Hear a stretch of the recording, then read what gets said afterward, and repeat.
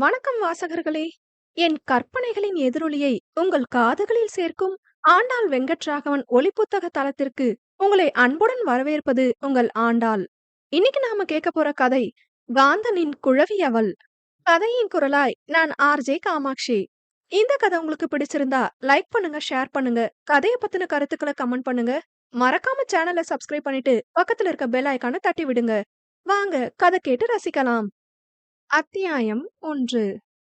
சென்னையில் செல்வந்தர்கள் மட்டுமே குடியிருக்கும் பகுதி என்பதை பறைசாற்றும் விதமாக பல வர்ண மாளிகைகளை கொண்ட பகுதி அது. அவற்றில் அந்த அழகிய மாளிகையில் பல அலங்காரங்கள் நடந்து கொண்டிருந்தது. வீட்டின் பெருவாயிலிருந்து உள்ளே செல்வதற்கே 1/2 கிலோமீட்டர் இருக்கும் போலும் என வியக்கும் வகையில் அவ்வீட்டை சுற்றி இருக்கும் பச்சை பசேலென்ற தோட்டத்தில் முழு உலகையும் மறந்து பல நாள் பொழுதை கழிக்கலாம் என்பது போன்ற எழிலுடன் இருந்தது.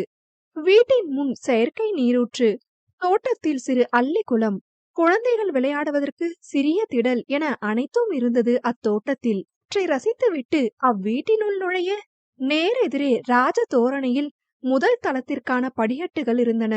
இடதுபுறம் சமையலறை மற்றும் பூஜை அறை இருக்க, வலதுபுறம் 3 அறைகள் இருந்தன. முதல் தளத்தில் சில அறைகளும் சிறு நூலகமும் இருக்க, கடைக்கோடியில் கருநிற மரக்கதவின் மேலோரம் மட்டும் போருக்கு தயாராக காத்திருக்கும் குதிரைகளை போன்று செதுக்கப்பட்டு அதற்கு மட்டும் வெண்மை நிறம் கொடுக்கப்பட்ட கலைநயம் பொருந்திய அறை ஒன்று இருந்தது. இங்கு கீழே கூடத்தில் 3 அமர்ந்து பேசிக் கொண்டிருந்தனர்.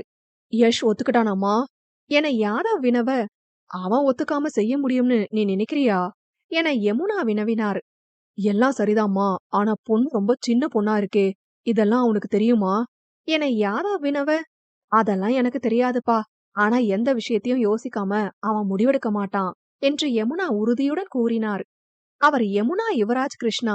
யுவராஜ் குடும்பத்தின் ஆணி வேரான அவரது ஆளுமையும் அமைதியுமே பார்ப்போரை மதிக்க வைத்திடும். தொழிலுலகில் கொடிக்கட்டி பறந்து கொண்டிருந்த யுவராஜின் காதல் மனைவியே யமுனா.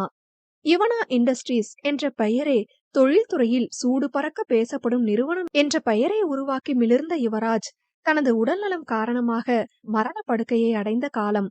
அத்தனை தொழிலதிபர்களும் யுவனா இண்டஸ்ட்ரீஸ் என்னவாக போகிறது என்ற ஆர்வத்தில் தான் இருந்தனர். தன் கணவரின் மொத்த நம்பிக்கையுமாக மாறிய யமுனா கணவருக்கு இணையான துணிவுடன் அந்த நிறுவனத்தை மேலும் தூக்கி நிறுத்தி நடத்தியதில் அத்தனை பேரும் வாயடைத்து விதிர்விதிர்த்துதான் போயினர். 2 மகன் 1 மகள் என தனது பிள்ளைகளையும் தனியே வளர்த்து இன்று மகனிருவருக்கும் நிறுவனங்களை ஒப்படைத்து அவர்களது ஆட்சி முறையை கண்டு ரசித்து வருகிறார். யாதவ் கிருஷ்ணன் யுவராஜ் மற்றும் யமுனா தம்பதியரின் முதல் மகன். 30 வயது கொண்ட யாதவ் தனது மனைவி அஷராவுடன் சேர்ந்து தங்கள் நிறுவனத்தின் பர்னிச்சர் இண்டஸ்ட்ரி என்று கூறப்படும் மரம் சார்ந்த பொருட்களின் விற்பனையை செய்து வருகின்றனர். இவர்களது இல்வாழ்க்கையின் அழகிய முத்தாய் ஆண் குழந்தை ஒன்று பிறக்க யதுநந்தன் என்று பெயரிட்டு தற்போது 3 வயதுடைய குழந்தையாய் இவர்கள் வாழ்வை மலர்த்தியுள்ளான். யாழினி கிருஷ்ணா இவர்களது 3வது பிள்ளை. தற்போது முதுகலை ஃபேஷன் டெக்னாலஜியில் இறுதி ஆண்டு பயிலும் மாணவி.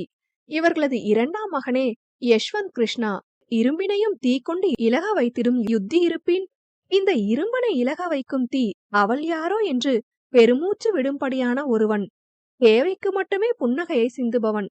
தனது இறுக்கம் தொலைத்து சிரிப்பது யதுநந்தனிடம் மட்டுமே.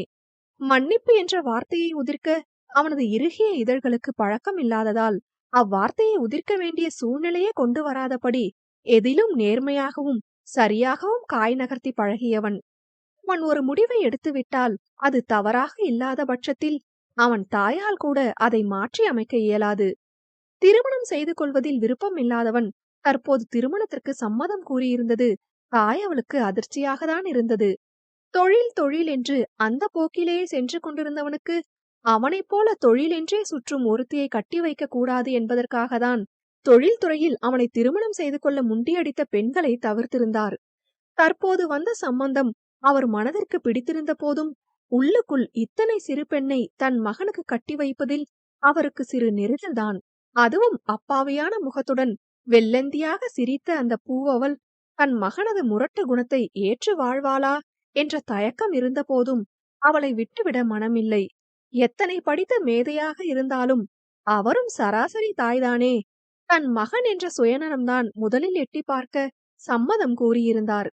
மகனிடமும் சென்று பேசியவர் அவனை திருமணம் செய்து கொள்ள வைக்க எப்போதும் போல் ஒரு நாள் உண்ணாவிரத போராட்டம் நடத்தியிருக்க, எப்போதும் அதற்கும் அசையாதவன் இம்முறை சம்மதம் கூறியிருந்தது அவருக்கே பெரும் அதிர்ச்சிதான். ஆனால் அதுவும் இன்பமாக மாறிவிட உடனே கல்யாண வேலைகளை துவங்கி இருந்தார். இங்கு கண்ணீருடன் தலைகுனிந்து அமர்ந்திருந்த அமுதவல்லியை முறைத்தபடி அவருக்கு எதிரே அமர்ந்திருந்த ஆதித்திரனின் கண்கள் அத்தனை கனல் பொழிந்தன. இருவருக்குமான தேநீர் எடுத்து வந்து வைத்த மால்யதா கணவர் தோள் தொட்டு, "நிதானமா பேசுங்க" என்று இதழசைக்க, சிறு தலையசைப்புடன் அமுதவல்லியை பார்த்து, "இப்ப என்னம்மா அவசரம்?" என்று வினவினான். தன் கண்ணீரை முந்தானையால் துடைத்துக் கொண்ட அமுதா, "அவளுக்கு இந்த வருஷத்துக்குள்ள கல்யாணம் நடக்கலன்னா அடுத்து கல்யாணமே நடக்காதுன்னு ஜோசியர் சொல்றாரு. அப்படியே ஆனாலும் அது நிலைக்காதுன்னு சொல்றாரு. எனக்கு வேற வழி தெரியல ஆதி" என்று கூற, "மண்ணாங்கட்டி, ஏம்மா எப்ப பாரு இந்த ஜோசியம் ஜாதகம் அது இதுன்னு சொல்றீங்க?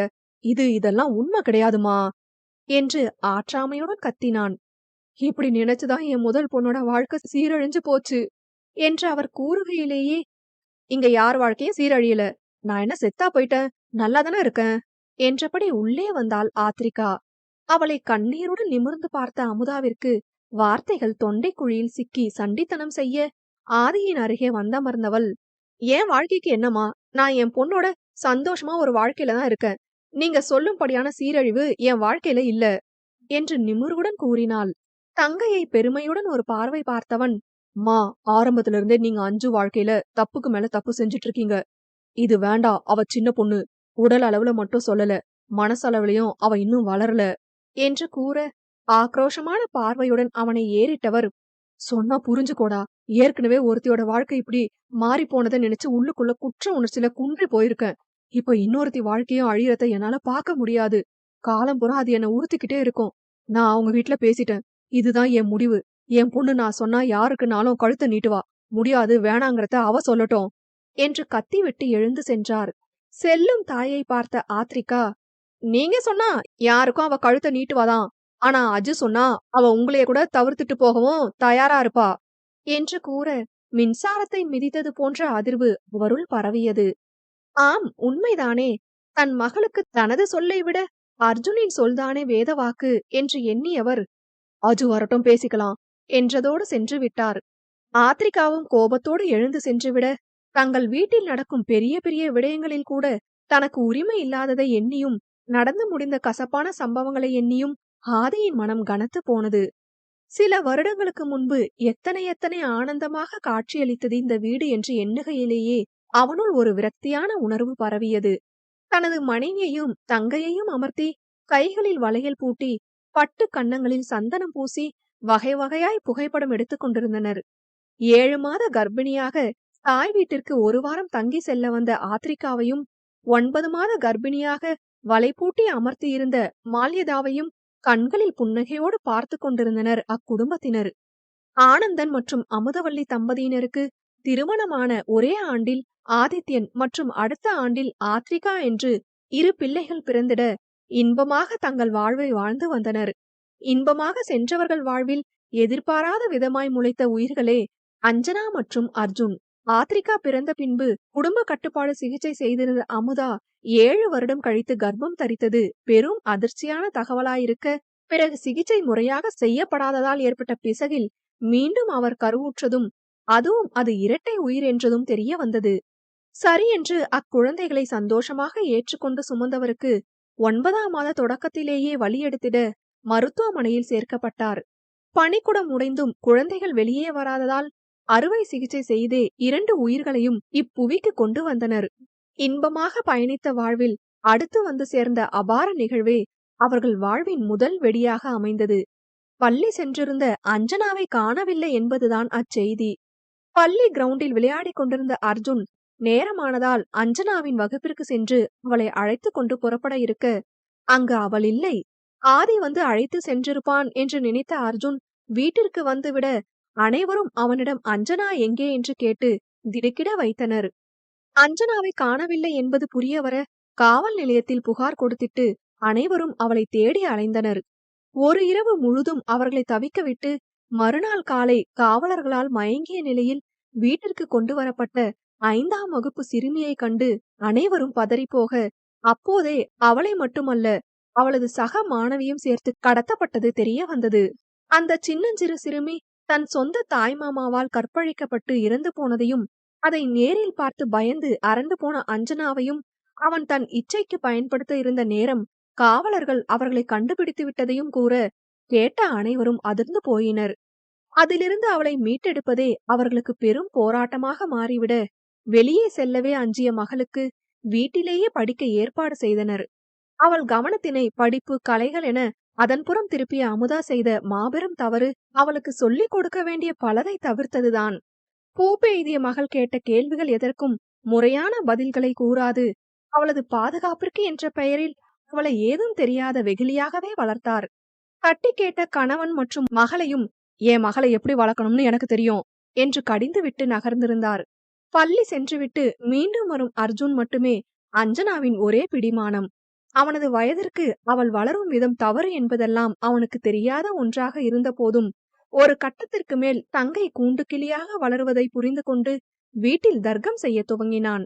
என் அஞ்சுவும் எல்லாரும் போல போல்டா இருக்கணும், சும்மா அவளை வீட்டிலேயே அடைச்சு வைக்காதீங்க என்று வாதிட்டு அவளது 10ஆம் வகுப்பிலிருந்து மீண்டும் அவளை பள்ளிக்கு அழைத்து வரும்படி செய்திருந்தான்.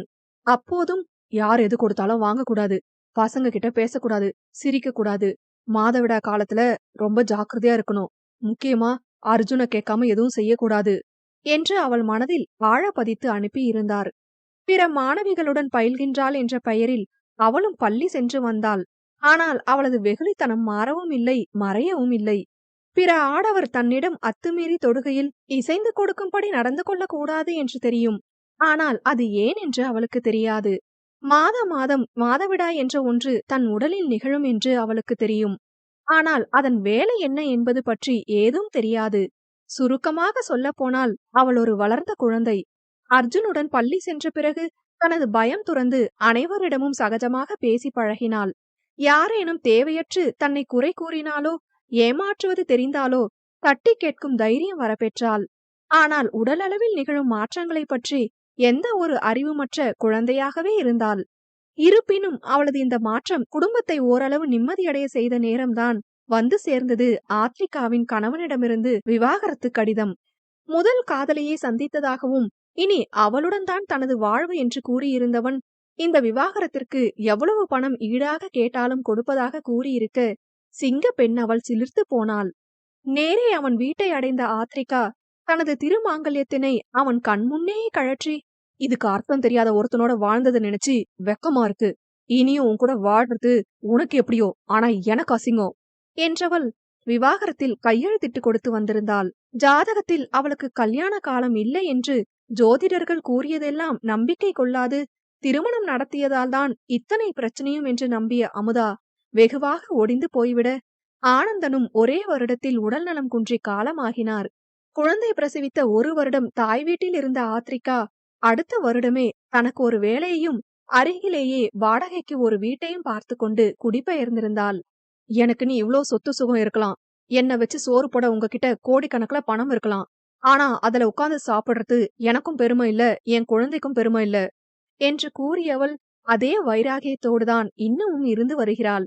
அனைத்தையும் அசை போட்ட ஆதியின் மூடிய விழிகளிலிருந்து கண்ணீர் பெருக்கெடுக்க கணவன் தோளில் கரம் வைத்து, எல்லாம் சரியாகிடும், எதுவும் யோசிக்காதீங்க என்று ஆறுதல் செய்தாள் மால்யதா. அஜு கண்டிப்பா இதுக்கு ஒத்துக்க மாட்டான் என்று ஆதி கூற, அதைதான் நானும் நினைக்கிறேன், பாப்போம் என்று கூறினாள்.